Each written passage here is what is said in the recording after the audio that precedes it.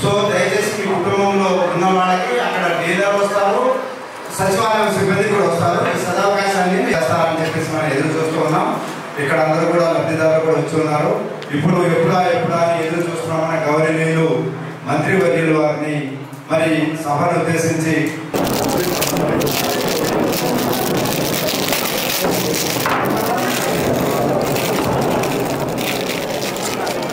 Housing INPR పులుసు Parthasarathi sir, ఇక్కడ వచ్చేసిన బెనిఫిషరీస్ అందరికీ, print and electronic media, also public representatives and revenue and other staff, ఇక్కడ వచ్చిన వాళ్ళందరికీ గుడ్ ఈవినింగ్ అండి. సో ఇవాళ మనం నూసివీడు కాన్స్టిట్యుయెన్సీ నూసివీడు సబ్ డివిజన్లో government of Andhra Pradesh under the leadership of honourable chief minister sir smart ration cards ని inauguration చేస్తున్నాం. So ఈ స్మార్ట్ రేషన్ కార్డ్స్ అనేది ఫస్ట్ ఆఫ్ ఇట్స్ కైండ్ మన కంట్రీలోని స్టేట్ ఆఫ్ ఆంధ్రప్రదేశ్ ఇనిషియేటివ్ తీసుకొచ్చారు. సో ఇట్ ఈస్ లైక్ ఒక ATM size card ఉంటుంది. ప్రజాప్రతినిధులకు, విలేకరుల సోదరులకు అందరికీ నా నమస్కారం. ఈ కార్డ్స్ ఇందాక సెపరేట్ గా చెప్పినట్లు ప్రతి ఇంటికి వెళ్ళి ఇవ్వాల్సిన అవసరం ఉంది. అదేవిధంగా మధ్యాహ్నం ముసూరు మండలంలో ఇంటింటికి వెళ్ళి ఇచ్చాం కొన్ని ఇళ్ళకి. కాకపోతే కొంచెం నాకు అనారోగ్య కారణం మూలంగా, అంటే కంటికి ఆపరేషన్ అవడం మూలంగా ఇంటింటికి వెళ్ళే అవకాశం ఇబ్బందిగా ఉంటాం. మరి మన మిత్రులందరూ కూడా లేదు మీరు కంపల్సరీగా రావాల్సింది కార్డు పంపిణీకి అని అడిగినప్పుడు సరే ఈరోజు సబ్ కలెక్టర్ గారిని రిక్వెస్ట్ చేసి ఈ కార్యక్రమం ఏర్పాటు చేయడం జరిగిందని చెప్పేసి మీకు తెలియజేస్తాను. ఇది ఏంటంటే ప్రభుత్వం నిరంతరం కూడా పరిపాలనలో సౌలభ్యాన్ని తీసుకొచ్చి సాంకేతికతను ఉపయోగించుకొని ప్రజలకి జరిగే నష్టాన్ని తగ్గించడానికి ప్రయత్నం చేస్తామని చెప్పేసి మీకు మనం చేస్తామని. ఈరోజు మనకి రూపాయికి కిలో బియ్యం ఇస్తున్నాం. రూపాయి ఫ్రీ ఫ్రీ ఫ్రీ ఇంతకుముందు మన ప్రీతమ నేత ఎన్టీ రామారావు గారు దేశంలో మొట్టమొదటిగా 2 రూపాయల కిలో బియ్యం ప్రారంభించారు. సో దేశంలో ఎక్కడికి వెళ్ళినా కూడా ఈ ఫ్రీ బియ్యం కానివ్వండి, లేకపోతే సబ్సిడీ బియ్యం అనే కార్యక్రమం చూస్తే అది మన తెలుగుదేశం అధినేత స్థాపించిన నేత ఎన్టీ రామారావు గారి పేరు గుర్తుపరుస్తుంది. ఈరోజు అదే బియ్యాన్ని ఉచితంగా ఇస్తాను. మీరందరూ ఏమనుకుంటారంటే ప్రభుత్వం బియ్యమే కదా ఈ ఇస్తున్నారు, దీంట్లో ఏముంది అని అనుకోవచ్చు. కానీ ప్రభుత్వం కేంద్ర ప్రభుత్వం నుంచి దాదాపు 35-40 రూపాయల కిలోని డబ్బులు చెల్లించి కొని మీకు ఉచితంగా ఇస్తున్న విషయాన్ని మీరందరూ కూడా గమనించాలి. కేంద్ర ప్రభుత్వం కేవలం కొంతమందికి మాత్రమే బియ్యం ఇస్తుంది. ఎందుకంటే వాళ్ళ నిబంధన ప్రకారం మనకు ఉదాహరణకి 1 కోటి కార్డులు ఉన్నాయనుకోండి మన రాష్ట్రంలో, వాళ్ళ లెక్క ప్రకారం వాళ్ళ నిబంధన ప్రకారం కేవలం 10 లక్షలు 15 లక్షల కార్డులు మాత్రమే ఉంటాయి. అడిషనల్ 85% లేకపోతే 75% ఏదైతే ఉంటుందో ఆ కార్డ్స్ మీద పడే భారం అంతా కూడా, ఆర్థిక భారం అంతా కూడా మన రాష్ట్ర ప్రభుత్వం భరిస్తున్న విషయాన్ని తమను కూడా గుర్తించాలి.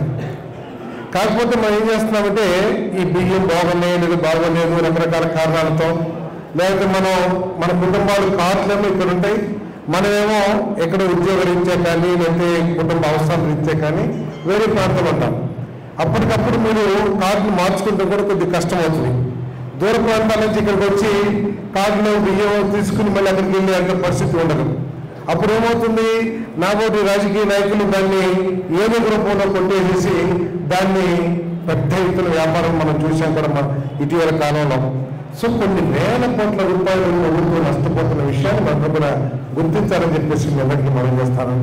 అందుకనే ప్రజలు మంచి ఆ బియ్యాన్ని వాడట్లేదనే ఉద్దేశంతో బియ్యం క్వాలిటీని కూడా పెంచడానికి ప్రభుత్వాలు ప్రయత్నం చేస్తా ఉన్నాయి, వాటన్నింటినీ కూడా వినియోగించడానికి.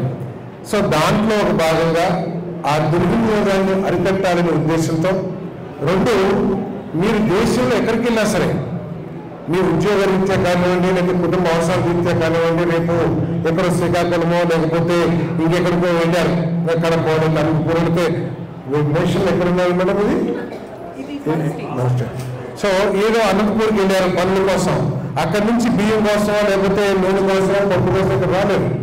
సో ఇదే కార్డుని వాడుకుని మీరు అక్కడ మీకు కావాల్సిన ఈ సరుకులు ఏదైతే ఉన్నాయో ఫోన్పే షాప్ నుంచి తీసుకోవడానికి అవకాశం ఉంటుందని చెప్పేసి ప్రకటించాలని మనం చేస్తాం.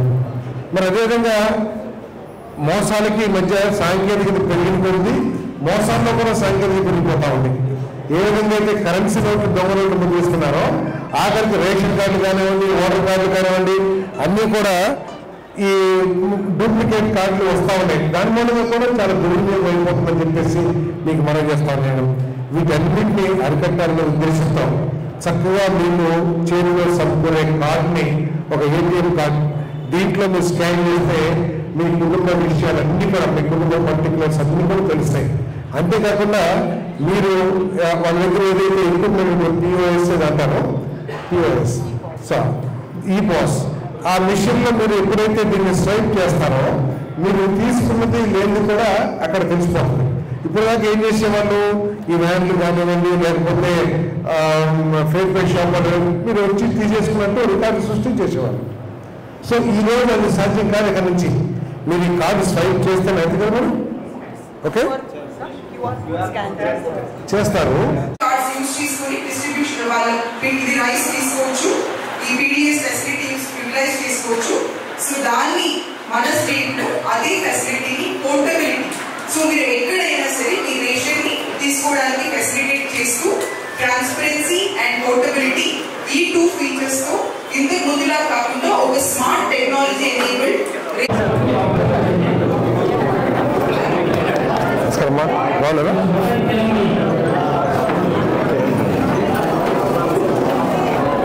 పేరేంటమ్మా? రత్నాకర్ కిరణ్ భాయ్. ఇప్పుడు ఏమైనా సమస్యలు ఏమున్నాయా? ఏం లేకుండా ఎట్లా ఉంటాయమ్మా? మేము వెళ్ళిపోయినా తిడతారు మమ్మల్ని, ఎమ్మెల్యే గారు పట్టించుకోలేదు, మినిస్టర్ గారు పట్టించుకోలేదా అమ్మా? అంటే పెన్షన్స్ ఇంకా ఇవ్వలేదు, ఇచ్చేటప్పుడు తప్పకుండా సార్. మీరు అప్లై చేశారా? ఓకే, మీరు అయితే సచివాలయంలో అయితే మీరు అప్లికేషన్ ఇచ్చి పెట్టండి, తప్పకుండా ఓకే.